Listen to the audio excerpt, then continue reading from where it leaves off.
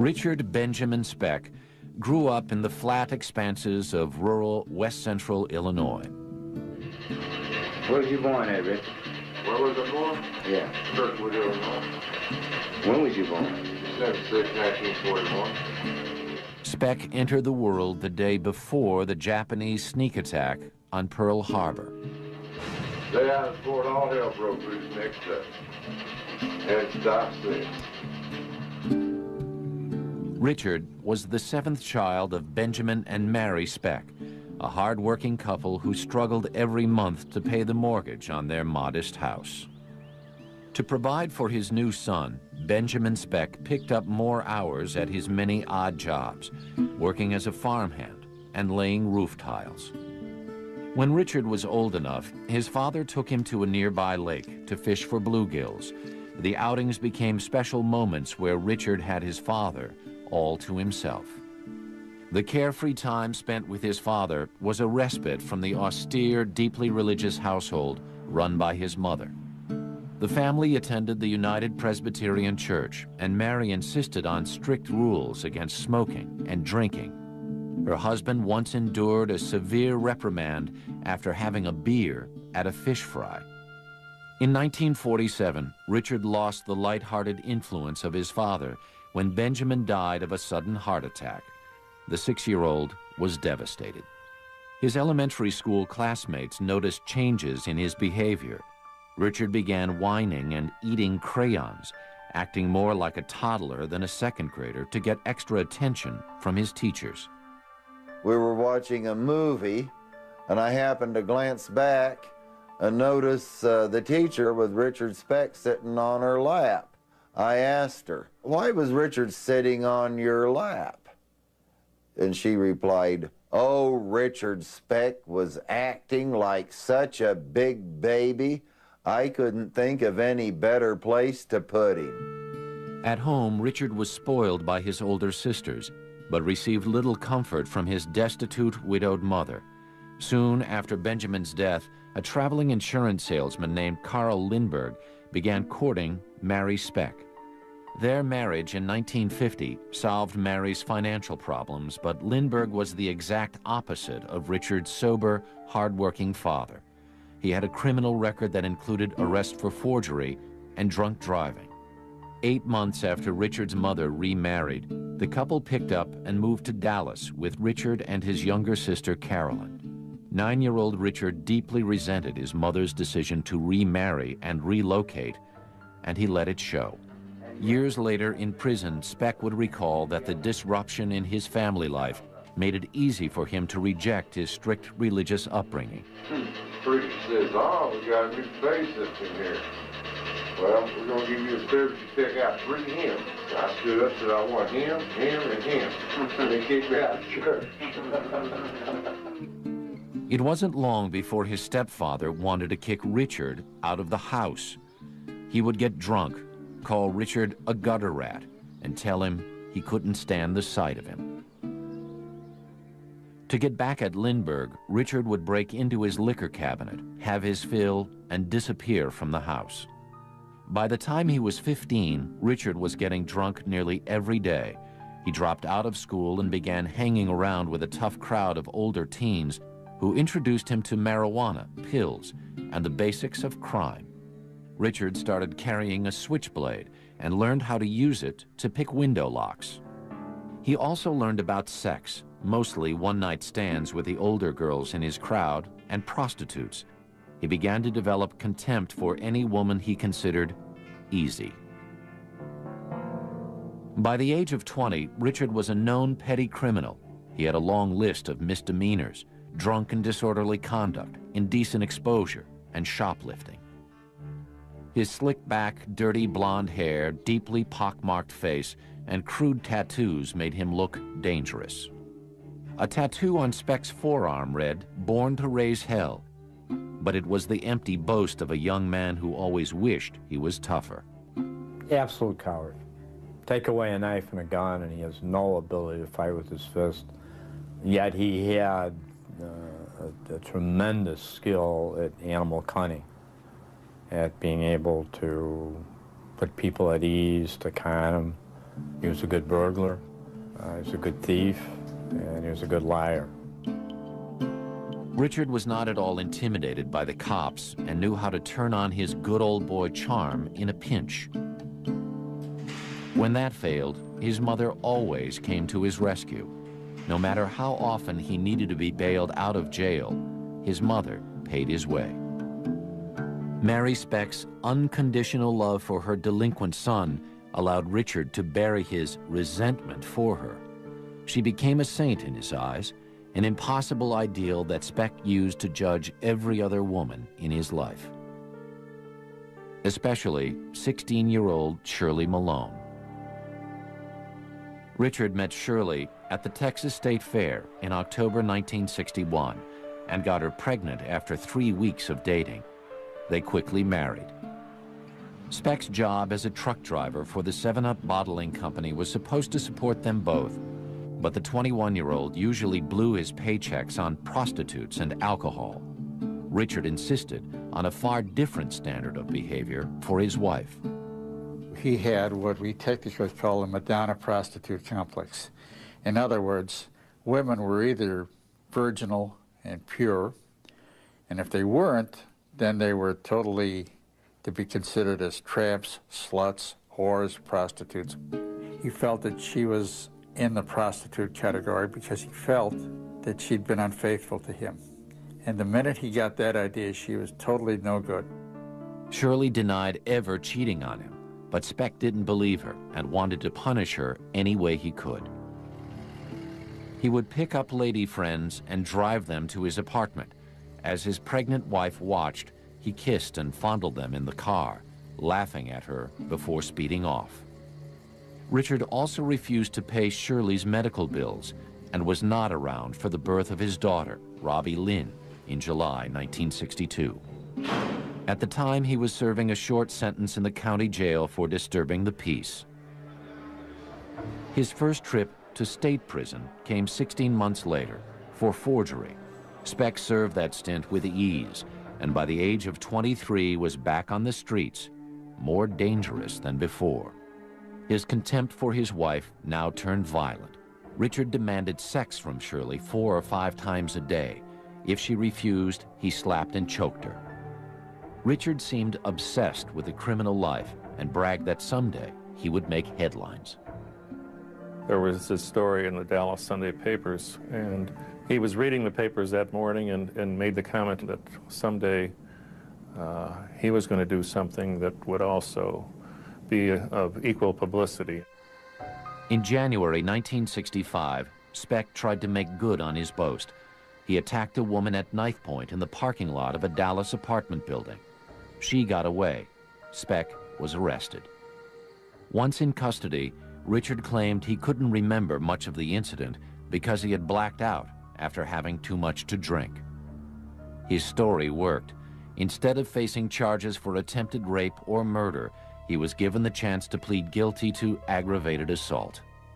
This time, Speck only served 5 months in prison due to a bureaucratic slip-up. By January 1966, Shirley decided that she had had enough and filed for divorce. 2 months later, in March, Speck robbed a grocery store and a warrant was issued for his arrest. Rather than face another prison term, the 24-year-old Speck fled Texas and headed back to his childhood home in rural Illinois. Richard's older siblings were still living there. He clung to the idea that he could turn back the clock and recapture the happiness of his early boyhood before his father died. But Speck's journey home would offer him no escape. The demons that had driven him to a life of crime were growing uncontrollable. In March 1966, Richard Speck was a man on the run. He had fled an arrest warrant in Dallas and returned to his hometown of Monmouth, Illinois. The 24-year-old was desperate to recover some remnant of his early childhood, of the days spent fishing with his late father, but Speck just didn't fit in anywhere. I think Richard Speck was just a different cut of person than what we were used to in our town. He was a stranger and dressed kind of flashy. His brothers and sisters were well aware of his troubles with the law down in Texas, but Richard promised that he had outgrown his wild ways.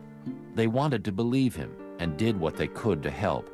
Richard's sisters found him cheap room and board with family friends. His brother William was a carpenter and got Richard a job sanding plasterboard for another carpenter in town. Initially, Richard didn't let them down. He showed up for work on time and kept his tattoos covered. But Speck's dream of recapturing his past was quickly shattered. After only 2 weeks in Monmouth, he learned that his ex-wife Shirley had remarried. The news overwhelmed Richard, dredging up memories of betrayal and abandonment. He quit his job, moved into a cheap hotel, and lost himself in a haze of alcohol and pills. One night, Richard tagged along with a group of locals for some late-night drinking in a neighboring town. During the car ride, Richard started bragging about the woman in Dallas who he had nearly killed.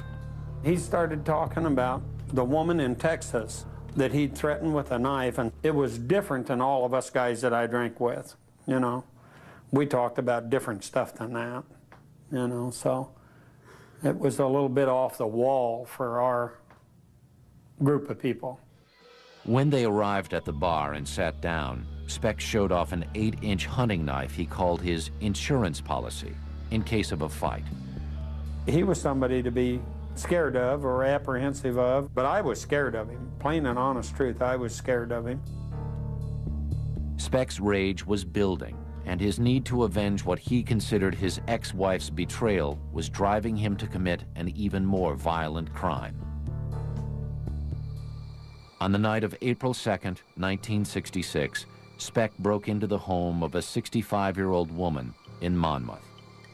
Speaking softly and brandishing a knife, he blindfolded the woman and politely assured her that she would not be harmed if she complied. After raping her, he sliced her housecoat into strips and used them to tie her arms and legs together. Then he disappeared. The woman told police her attacker had a soft southern drawl. In a small town on the Illinois prairie, few people fit that description, and Speck became the prime suspect. After brief questioning by police, he skipped town. One act of criminal behavior led to another. Once he went down that road, it was apparently difficult or impossible for him to turn back. Speck was being chased by the law for the second time in as many months. He was running out of places to hide. His last chance was Chicago, where his sister Martha lived with her husband, Gene Thornton. Richard showed up on their doorstep claiming he had left Monmouth because the local mafia was trying to force him to sell drugs for them. The couple didn't believe him, but Gene found Richard work as a merchant seaman.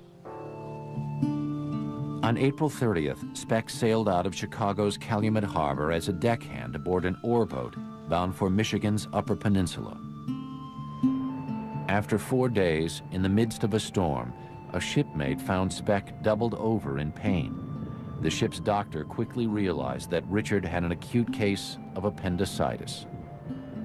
It was definitely an emergency because he was in severe pain, and he had to be transferred to a hospital right away, and the doctor had stated that if it hadn't been within an hour, that he more than likely would have died.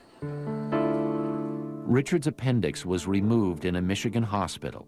He recovered there for the next 2 weeks, enjoying the attention he got from the young nurses.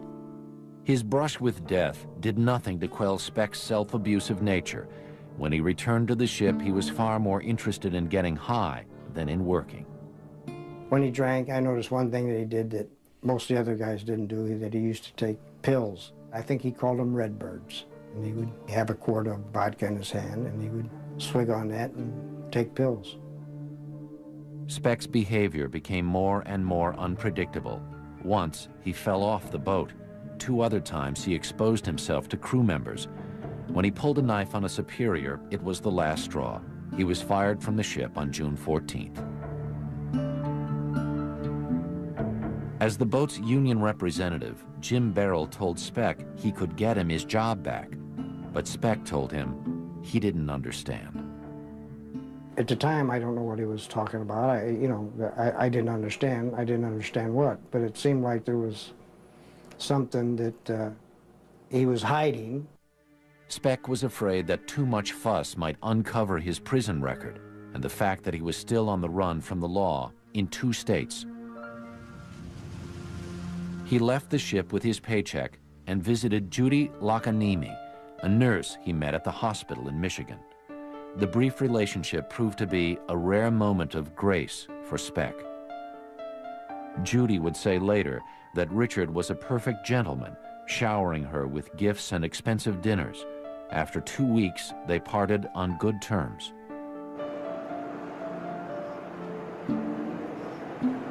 Richard returned to his sister's house in Chicago broke. For the next 2 weeks, he did nothing but nap on the couch and read comic books. His sister finally kicked him out, insisting that he find a job on another ship. On July 12th, he did.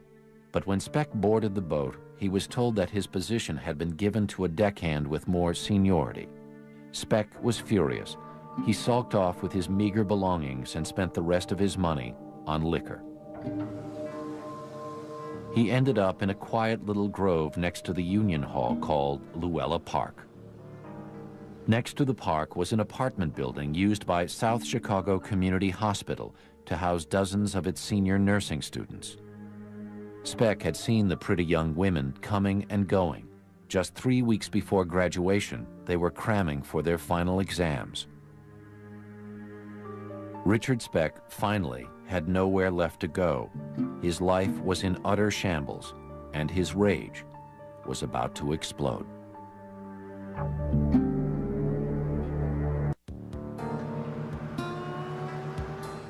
In the summer of 1966, Richard Speck was an unemployed ex-con addicted to drugs and alcohol.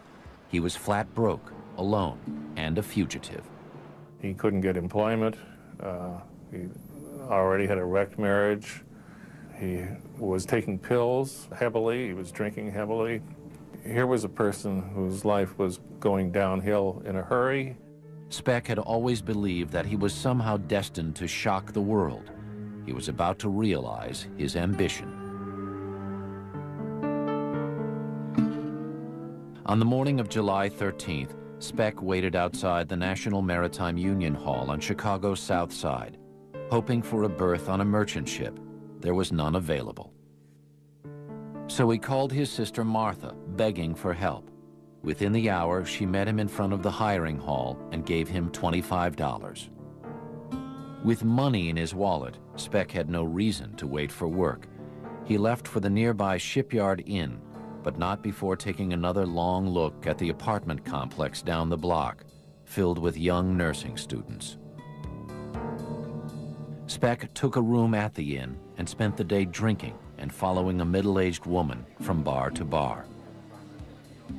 Around 6 that evening, he approached her on the street, forced her at knife point up to his room, raped her, and stole a .22 caliber pistol from her purse.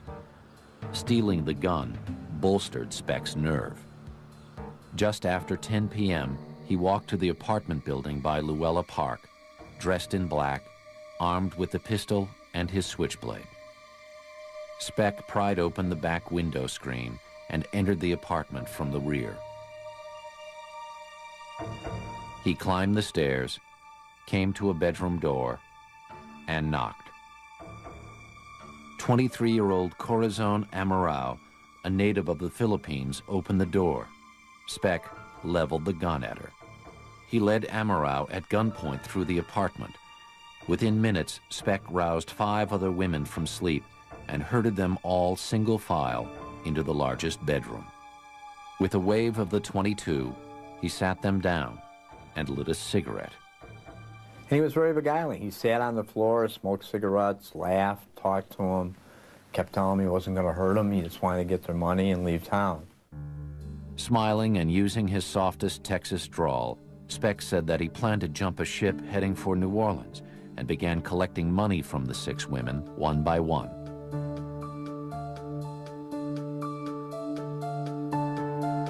At 11:40 p.m., 22-year-old Gloria Davy came home from a date with her fiancé. He now had 7 captives, isolated in their corner apartment and out of earshot from their closest neighbors. The women sat terrified, trying to joke with Speck as he casually smoked. They had been trained as nurses through psychology courses to calm people. That was one primary thing that made them think that Speck, you know, we can talk him out of this, we can use our psychology. But the women fell silent when Speck crushed his cigarette, stood up, and flipped open a switchblade.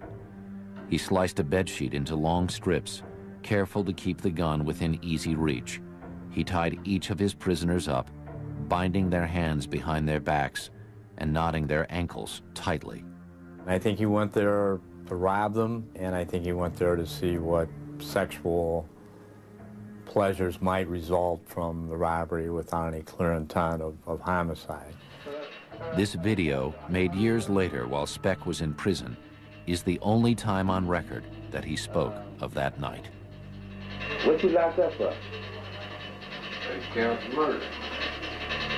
Did you kill him? Sure I did. Why? Just wasn't there tonight.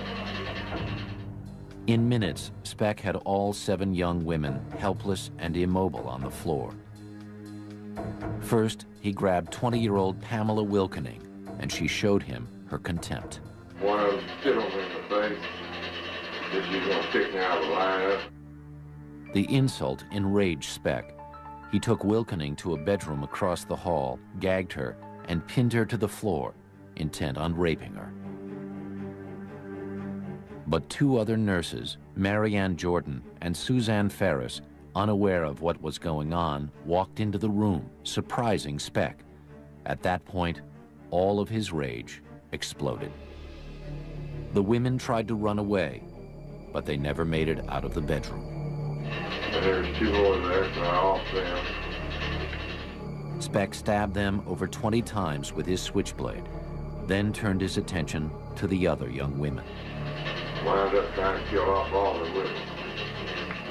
Over the next 4 hours, Speck methodically killed 6 more of his captives, washing their blood from his hands after each murder.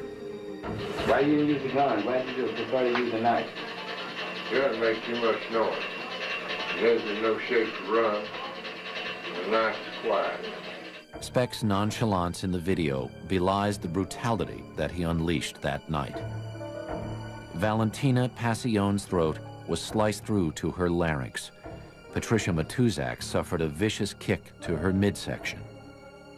He saved Gloria Davy for last. She was the one that was flirting with him. She was the last one to do it. I knew I had all the time in the world. I thought you guys had to do her jaw cocked you to get naked, Vic. On Gloria, it would seem that Speck unleashed a lifetime of buried rage toward all women, especially his mother and his ex-wife. He dragged her downstairs to the couch, raped and sodomized her, then strangled her to death. After checking the large bedroom for valuables and survivors, Speck strolled out of the front door and into the night. He stopped on the Calumet River Bridge to toss his bloody switchblade into the water. He went to bed that night at the Shipyard Inn, believing he had committed the perfect crime. By daybreak, reports of the slaughter were front-page news. Our next-door neighbor, Mrs. Windmiller, asked me if I heard this awful screaming.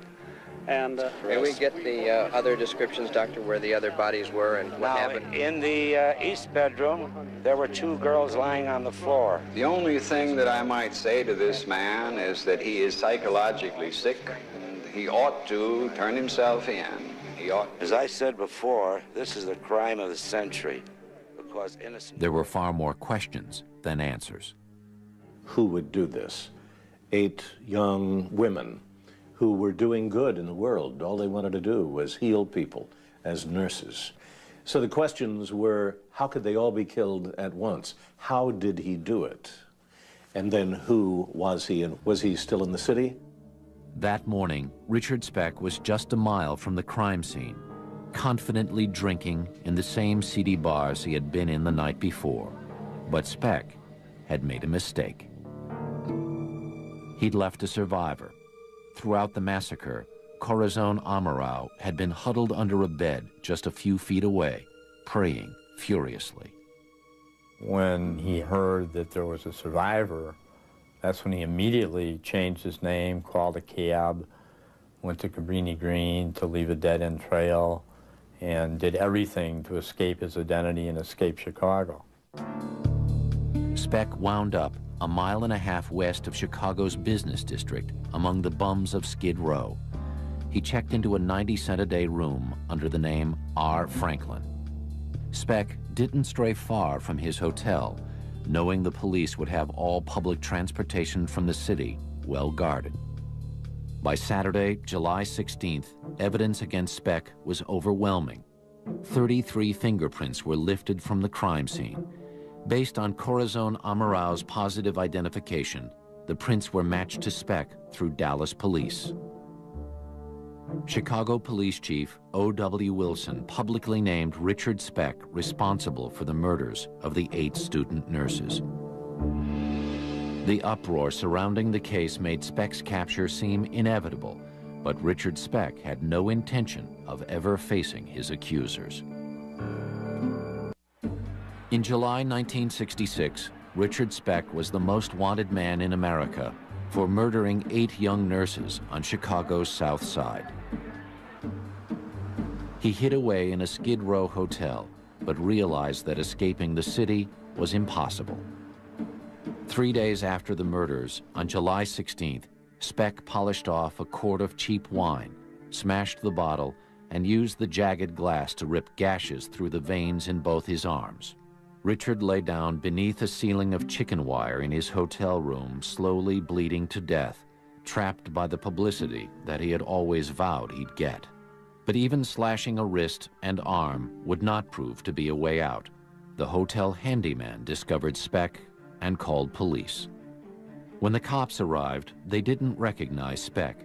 They rushed him to Cook County Hospital, where his identity was discovered, just beneath the dried blood caked over his arms. And I wiped the blood away, and there was "Born to Raise Hell."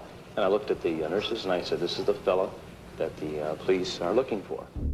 Within hours, hundreds of reporters were descending on the hospital for a glimpse of the notorious killer. Speck's court-appointed lawyer, Gerald Getty, and prosecutor Bill Martin received access. I guess you expected to see horns growing out of his head, but to me, he did not look capable of being a person who could murder 8 people. Behind Speck's dull eyes was a savagery that only his victims knew.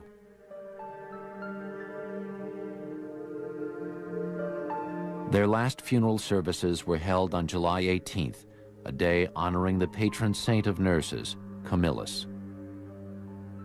It was in everybody's life because everybody knew a nurse and everybody had a daughter or a child that this could have happened to who was at college. That, you know, just that the freakishness of an intruder coming in, invading, was what was so awful about it. Everybody wanted him to fry. When questioned, Speck's memory of the murders was conveniently lacking. All he could recall, he said, was drinking at the Shipyard Inn from 6 o'clock until 8, when he claimed to have been given an injection of speed by a stranger. And he said after that, he didn't remember anything. He never denied it. He said, if I'm accused of it, I don't remember it. And that's the most I ever got out of him. His story seemed tailor-made for an insanity defense. As resident psychiatrist of the Cook County Jail, Dr. Marvin Zaporin met with Speck in his cell twice a week. He forged what he believed to be a bond of trust between them. I was operating under the concept of innocent until proven guilty. So I said, this is an allegation against you. Who knows? You say you don't remember it. Maybe it wasn't you, just hypothetically. At which point he would say, of course it was me. Because if he was looking for a way out, he would have leaped at that. But he never tried to do that. Ziporyn tried to cultivate his patient's creativity and urged Speck to paint, although his first efforts were not exactly helpful to his defense attorney. I went over to see him, and the first painting he did was a painting of a leopard. I'm interviewing a man that I believe was a leopard from what he was accused of doing. And I said, you don't want to have those pictures of leopards. Let's have a picture of Bambi. Lo and behold, he did do a picture within 2 weeks of Bambi. By the fall of 1966, Speck proudly displayed his paintings all over his cell. They had titles like Cabin in the Hills and Good Old Days. Speck was enjoying his time at the county jail. He even had a hot plate in his cell so that he and Ziporyn could share coffee. He kept his cell so meticulous, and he was so concerned with every wrinkle that I felt it was almost as if he was a housewife entertaining somebody at a cafe clutch. To Speck, prison was a safe haven from a world that viewed him as a monster who should be destroyed. But the intense press coverage was pushing him to a breaking point. Somewhere along the line, he got a razor blade.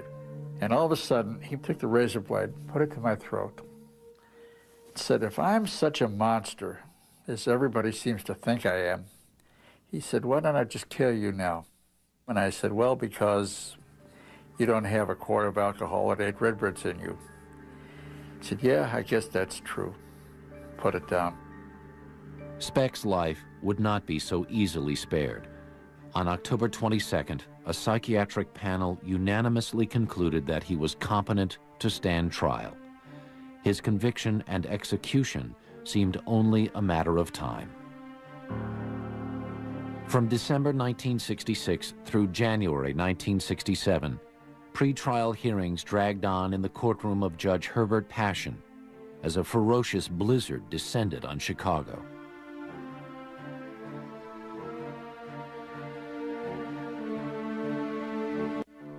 Speck had long resigned himself to the fact that he would die for his crime. He says, when we get to court, Judge Passion, who hates me with a purple passion, as he put it, he's going to sit there with his band of angels, and they're going to crucify me. The mass murder had attracted so much publicity in Chicago that the judge moved the trial downstate to Peoria, where it began on April 3rd. Without drugs or alcohol to bolster his courage, Speck became the shy little boy he had been as a second grader. He wanted to hide from people. He didn't want all this publicity. He would not go into the courtroom until they took him up to the window on the door and he could see me in the courtroom. Then he would go out. On the second day of testimony, prosecutors called Corazon Amaral to the stand to identify Speck. I asked the standard question if she saw the man in the courtroom today. And I kind of thought she would just point, because she was really frightened of Speck. Instead, Corazon got off the witness stand, walked straight up to Speck, thrust a finger in his face, and said defiantly, "This is the man." Almost solely on the strength of her testimony, the jury found Speck guilty and sentenced him to death. He said, you see, they finally are going to kill me. Speck was fully prepared to pay for his crimes with his life, but he was not at all prepared for the struggle to survive on death row in one of the country's toughest prisons. In 1967, Richard Speck arrived on death row at Stateville Prison in Joliet, Illinois. The 26-year-old had every reason to fear he would be killed long before he got to the electric chair. In prison, convicts who raped and murdered women were deeply despised. On death row, it would seem that Richard Speck didn't stand a chance. There were 3 other inmates on death row at the time that had killed 3 guards, and they immediately started agitating Speck. scaring him with what we were going to do to him, and to the point where he was almost climbing the walls.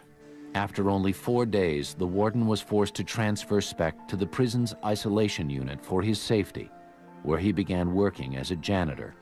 He asked if he could paint his cell. I got him the paint, and he painted his cell and did a very nice job of it. And so then we give him a job of painting the entire isolation unit, to which he did. Speck's prison work afforded him a little freedom, which he exploited for petty scams. He cleaned out the sewer pipes and hid jars of raisins inside them to ferment into alcohol. He also started smuggling cigarettes. Speck, constantly swilling his homemade booze, became known as the drunken painter of Stateville, a moniker that gave him the status he loved. He enjoyed his celebrity within prison because the other inmates and the guards, everybody would, who passed him would say, well, there's Richard Speck. You know Richard Speck. Of course, everybody did. The relatives of Speck's victims were waiting anxiously for his execution, but his appeals dragged on. Then, in June 1971, the U.S. Supreme Court reversed Speck's death sentence, ruling that during his jury selection, potential jurors had been improperly excluded. Without a death sentence hanging over his head, Speck settled into his new life. It was the most stable existence he had known since early childhood. The structure and style and position of authority he held in prison were the highest position he ever held in society. If a hurricane blew down the prison, the only prisoner who would not walk away would be Richard Speck. Beginning in 1976, just 10 years after the brutal murders, Speck became eligible for parole. The families of the slain women were forced to relive their nightmare. I don't think that they should ever release him, and I hope and pray that people will never forget this case and back us up after we're gone. Speck was repeatedly denied parole. He realized that freedom was impossible and disappeared into the depths of the prison's bizarre subculture, a dehumanizing world of violence and sexual abuse ruled by only one law: survival. By 1991, Richard Speck had been in prison for more than half his life. On December 5th, only 1 day shy of his 50th birthday, he suffered a sudden heart attack. He was rushed to the hospital but could not be saved. The life of Richard Speck, notable only for one savage night of violence, was over. His family didn't want his body. Nobody did. And he was cremated, and no one knows except two people where his ashes were even strewn. But the legacy of his heinous crimes did not fade away quite so easily. In 1996, Chicago investigative journalist Bill Curtis uncovered a grotesque reminder of Richard Speck. The disturbing video in which Speck discusses the murders and shows evidence of his bizarre life behind bars. How did you feel after killing those ladies? Like I always felt. Had no feeling.